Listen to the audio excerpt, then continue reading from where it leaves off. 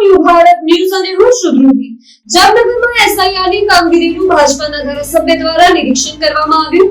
જામનગર દક્ષિણના ધારાસભ્ય દિવ્યશન પરી દિવસ દરમિયાન જુદા જુદા મથકો પર મુલાકાત લીધી।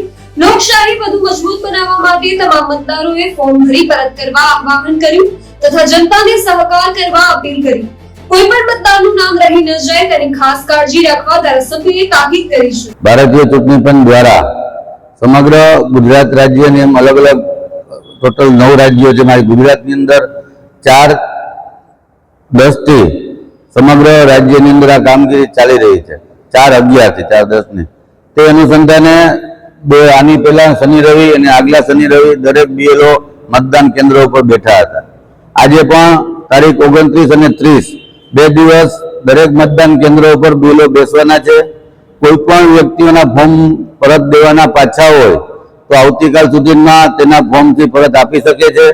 આ કામગીરી છે એ અગાઉ એસઆઈઆરની કામગીરી ભારત દેશની અંદર 8 વખત થયેલી છે।